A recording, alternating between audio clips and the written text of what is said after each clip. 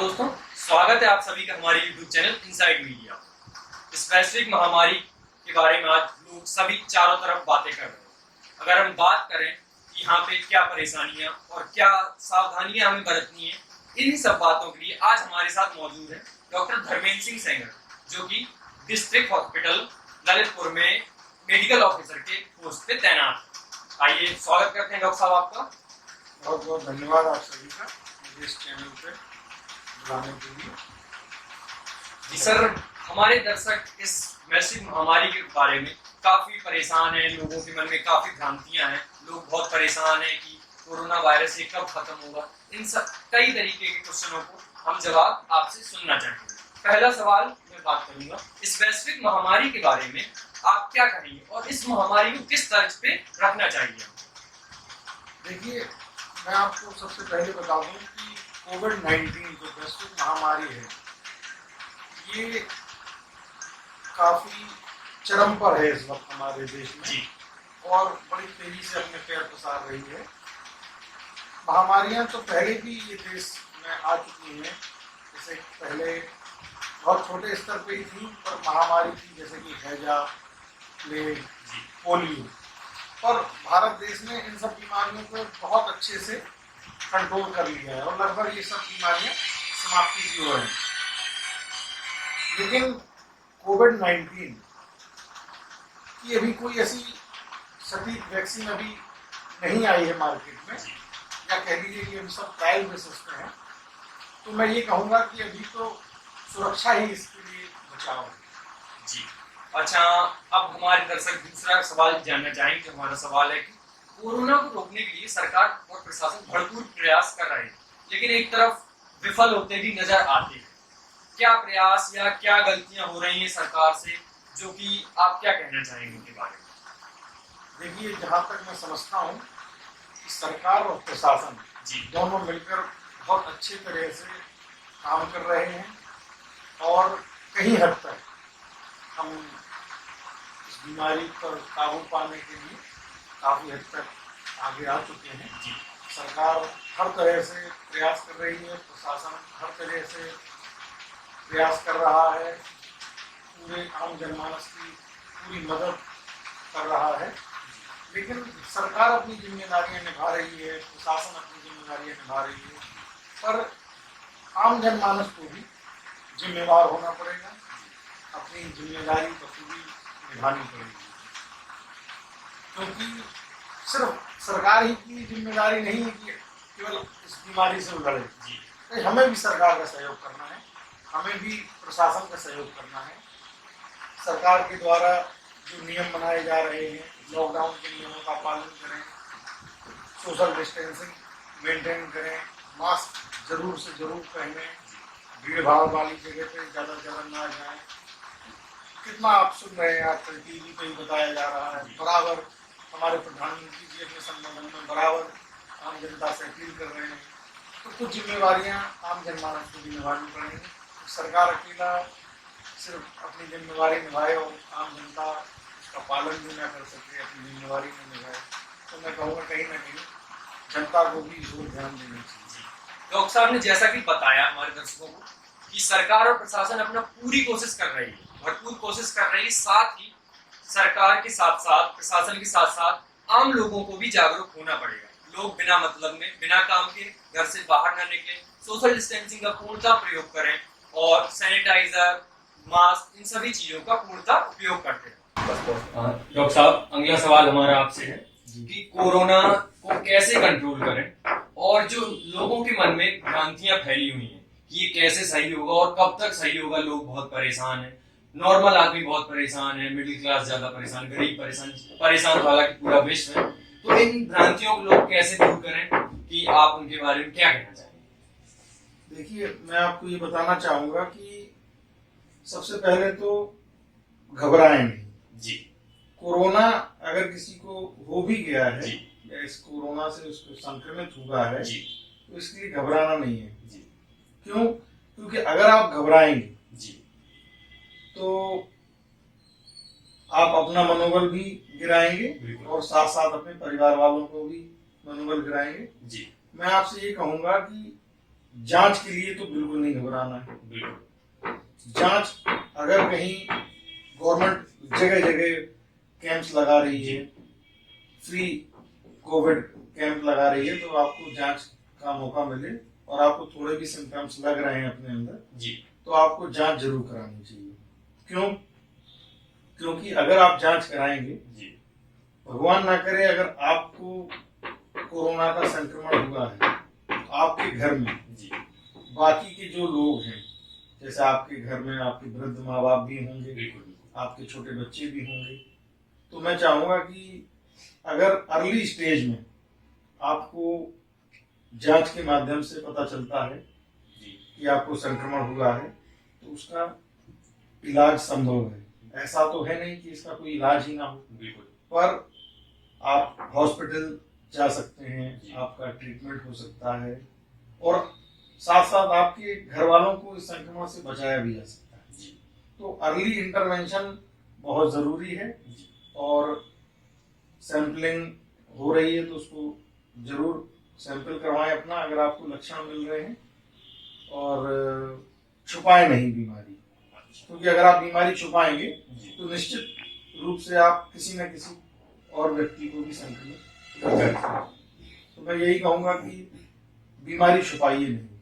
अगर आपको लग रहा है किसी प्रकार की कोई गले में खराश है, फीवर आ रहा है आपको काफी दिनों से, खांसी आ रही है, इरिटेशन है गले में, तो मैं समझता हूँ कि आपको जो है कोविड टेस्ट टेस्ट करवाना चाहिए। और घबराने की सरकार कोई जरूरत नहीं। फ्री में घर घर टेस्ट करवा रही है। मोहल्ले मोहल्ले में, मतलब काफी ज्यादा मात्रा में टेस्ट किए जा रहे हैं, जी, इसलिए आप उसका लाभ लें और सरकार की मदद करें, क्योंकि नहीं तो आप संक्रमण पूरे घर मोहल्ले आपकी सोसाइटी में आप उसको और ज्यादा फैला देंगे। जी। और चलिए बढ़ते हैं हम अपने अगले सवाल की ओर। जैसा कि मान लीजिए कि आप कोरोना कंट्रोल रूम में मुख्य चिकित्सक के तौर पे तैनात किए जाते हैं, ड्यूटी दी जाती है, तो वहां पे जो अभी चल रहा है, हाल ही में जो भी चीजें व्यवस्थाएं लागू हैं वहां पे, उनमें कुछ परिवर्तन लाना चाहें, कुछ कमियां लगती हैं आपको? देखिए, मैं निश्चित तौर पर ये कह सकता हूँ कि कंट्रोल रूम चाहे किसी भी जिले का हो, जी, स्वयं जिलाधिकारी महोदय की देखरेख में संचालित किए जा रहे हैं। जी, सीएमओ साहब का भरपूर सहयोग मिल रहा है इसमें, और जो भी कर्मचारी, चाहे वो प्रशासन से हो, जी, चाहे वो स्वास्थ्य विभाग से हो, डॉक्टर्स, स्टाफ नर्स, पैरामेडिकल, सभी बहुत जिम्मेदारी से जो है उसको निभा रहे हैं। जी, और जहाँ से भी किसी भी प्रकार की सूचना आती है, चाहे वो ग्राम प्रधान के माध्यम से हो, चाहे वो आशा के माध्यम से हो या किसी रोजगार सेवक के माध्यम से हो, तत्काल प्रभाव से कंट्रोल रूम के माध्यम से उसका शिकायत का निस्तारण किया जा रहा है। और कहीं भी जानकारी मिलती है कि कोई प्रवासी अगर कोई बाहर से आया हुआ है तो तत्काल कोशिश की जा रही है कि स्वास्थ्य विभाग की टीमें जाकर उसका सैंपल करें और उनको जागरूक करें जी, कैसे आपको इस वैश्विक महामारी से बचना है। जी। चलिए बढ़ते हैं। एक और सवाल मेरे मन में आ रहा है कि जैसा कि आज सभी लोग इसी में लगे हुए हैं, अपने काम काज छोड़ के, डॉक्टर्स भी 24 आवर ड्यूटी कर रहे हैं। हॉस्पिटल्स में परमानेंट ड्यूटी रहती है कुछ डॉक्टर्स की, कुछ थोड़े बहुत देर का रेस्ट मिलता है, जो कि बहुत सारी जगह देखा है हमने कि हॉस्पिटल्स में ही रेस्ट कर रहे हैं, वो अपने घर नहीं जा पा रहे हैं। और इन सभी को लेके स्टूडेंट्स भी बहुत परेशान हैं। तो इसमें मेडिकल क्षेत्र में चिकित्सीय शिक्षा पर क्या प्रभाव पड़ा है? देखिए, मैं ये आपको बता दूं कि चिकित्सीय शिक्षा के साथ साथ किसी भी प्रकार की शिक्षा पर इसका असर तो पड़ा है जी, पर जैसा कि आपने भी देखा होगा, सुना होगा कि ज्यादातर जगह ऑनलाइन क्लासेस, जी, टीचर्स हों या प्रोफेसर हों किसी भी विभाग के, चाहे वो प्राइमरी लेवल पे एजुकेशन हो या हायर लेवल पे, बल्कि चिकित्सीय सेवा जो चिकित्सीय, मैं कहूँगा उनको मेडिकल कॉलेज में जो स्टूडेंट्स हैं जी ज़्यादातर जगह ऑनलाइन क्लासेस ही चल रही हैं, और चूंकि सोशल डिस्टेंसिंग का पालन करना होगा जी तो अभी मुझे लगता है कि ये थोड़ा जल्दी होगी कि स्कूल खोले जाएं या कॉलेज खोले जाएं, तो निश्चित तौर पर शिक्षा पर इसका असर पड़ा है। पर अगर मैं ये कहूँ आपसे कि खास तौर से चिकित्सीय शिक्षा पर, तो इस टाइम पर तो मेडिकल कॉलेज हो या मेडिकल डिस्ट्रिक्ट हॉस्पिटल हो या किसी भी प्रकार का जहाँ पे शिक्षण कार्य हो रहा है, तो निश्चित तौर पर अभी तो चाहे प्रोफेसर रैंक से लेके लेक्चरर लेवल तक या स्टूडेंट्स पीजी या अंडर ग्रेजुएट जो भी हैं, सभी लोग इस समय कोरोना वॉरियर्स के तौर पर काम कर रहे हैं, और सभी लोग इस वैश्विक महामारी से लड़ने का प्रयास कर रहे हैं। तो थोड़ा बहुत शिक्षा पर तो फर्क निश्चित तौर पर, चिकित्सकीय शिक्षा पर थोड़ा सा फर्क पड़ा है इसका। बाकी क्योंकि यहाँ पर तो वो खुद ही लड़ रहे हैं जी कोरोना से, तो मैं कहूँगा कि थोड़ा सा उनके ऊपर फर्क पड़ेगा, नहीं तो बाकी ओवरऑल हर जगह ऑनलाइन क्लासेस चल रही हैं, तो मैं नहीं समझता कि बहुत ज़्यादा फर्क पड़ेगा। अच्छा, जैसा कि डॉक्टर साहब ने बताया कि चिकित्सीय शिक्षा पे ज्यादा तो प्रभाव नहीं पड़ा, लेकिन कुछ हद तक पड़ा है। चलिए बढ़ते हैं अपने दर्शकों के लिए अगला सवाल लेकर आए। अगला सवाल है, यदि कोई व्यक्ति कोविड-19 से संक्रमित होता है और फिर बाद में वो ठीक भी हो जाता है, तो क्या उसके दोबारा से संक्रमित होने के चांसेस होते हैं? देखिए, एक बार अगर कोई व्यक्ति इन्फेक्टेड हो जाता है कोरोना से, तो उसके खिलाफ जो बॉडी में एंटीबॉडीज डेवलप हो जाती हैं जी, जिन्हें जो एंटीबॉडीज बन जाती हैं टी किलर सेल्स जी उसको खा जाती हैं जी। तो मैं नहीं समझता कि इन्फेक्शन दोबारा हो सकता है, और शायद अभी तक ऐसा कोई केस रिपोर्ट भी नहीं हुआ है इंडिया में कि किसी व्यक्ति जो कोरोना से संक्रमित हुआ हो उसको फिर से कोरोना हुआ हो, क्योंकि शरीर में खुद ही एंटीबॉडीज बन गई उसके खिलाफ। शरीर की रोग प्रतिरोधक क्षमता ऐसी है कि एक बार एंटीबॉडीज बन जाए तो फिर वो बीमारी दोबारा से जल्दी नहीं होती। डॉक्टर साहब, जैसा कि हमने कई जानकारी भी आपसे हासिल की, एक और बात मुझे समझ में आ रही कि कोरोना के संक्रमण से बचने के लिए क्या हमें अपने खान पान को बदलने की जरूरत है? इसमें क्या राय है आप? देखिए, इसमें मैं ये कहूँगा कि खान पान बदलने की आवश्यकता नहीं है जी। खान पान के तौर तरीके बदलने की आवश्यकता है। बाहर खासतौर से रेडी और ठेले वगैरह पर जो खुला हुआ फूड आइटम है, चाउमीन, डोसा, ये सब खुले में खासतौर से ज्यादा बिकता है, बल्कि रेस्टोरेंट में भी मैं कहूँगा कि अवॉइड करें, बाहर की चीजें कम से कम खाएं। कहीं पर अगर आप सपोज करिए आप घर का राशन भी लेने जा रहे हैं तो निश्चित तौर पर मास्क का प्रयोग करें। भीड़ भाड़ वाली जगह या दुकान से बिल्कुल ना खरीदें। अगर वहाँ भीड़ है तो सोशल डिस्टेंसिंग का पालन करें, दूरी बनाकर रखें एक दूसरे से, और जो भी सामान आप लेके आते हैं घर पर, तो मैं कहूँगा कि उसको बाहर ही आपको साफ पानी से धुलें उसको, और हो सके तो गुनगुना पानी यूज कर सकें तो धुलने के लिए तो और भी अच्छा होगा। और सैनिटाइजर का प्रयोग करें। सैनिटाइजर थोड़ा कॉस्टली पड़ेगा, बल्कि मैं आपसे कहूँगा कि साबुन से हाथ धोएं, ये बहुत एक्सपेंसिव भी नहीं होगा और मोर इफेक्टिव होगा। जी, और इसके साथ चलो बढ़ते हैं हम अपने अगले सवाल की। जैसे कि कोरोना पर पूरे देश में पसारता चला है, दिन पे दिन केस बढ़ते चले जा रहे हैं, इसमें क्या गलतियां हो रही हैं हमसे जो ये इतना बढ़ता चला जा रहा है? हम क्या गलतियां कर रहे हैं, नॉर्मल सिटीजन क्या गलतियां कर रहा है? देखिए, आम जनमानस इस वक्त ये गलती कर रहा है मेरी समझ में कि सरकार के दिए हुए जो आदेश हैं या जो सरकार ने नियम बनाए हैं, हम लोग उसका कड़ाई से पालन नहीं कर रहे हैं। सरकार के द्वारा जो लॉकडाउन किया जा रहा है या पहले भी किया जा चुका है, उसका कड़ाई से पालन नहीं किया जा रहा है आम जनमानस के माध्यम से। और proper sanitiser, mask, social distancing का ध्यान नहीं रखा जा रहा है। जी तो इस टाइम पर खास तौर से जो संक्रमण फैल रहा है, मैं आपसे कहूंगा कि ज्यादातर मरीज जो कोरोना से संक्रमित हैं इस वक्त, वो एसिम्प्टोमेटिक हैं, मतलब लक्षण रहित, उनमें लक्षण नहीं आ रहे हैं। तो आदमी और बेफिक्री से घूम रहा है और एक दूसरे को कोरोना फैला रहा है, क्योंकि उसमें कोई लक्षण ही नहीं है, लेकिन वो संक्रमित है।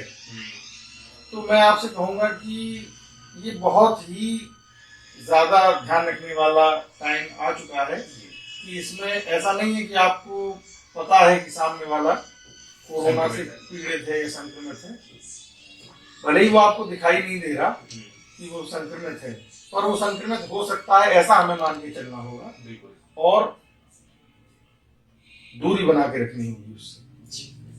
मास्क को रेगुलर यूज में लाना होगा। ऐसा नहीं है कि वो हमारे फैमिली से है या हमारे परिवार वाले हैं, हमारे मित्र हैं, तो हमें उनसे बात करने में मास्क की आवश्यकता नहीं है। ऐसा नहीं है।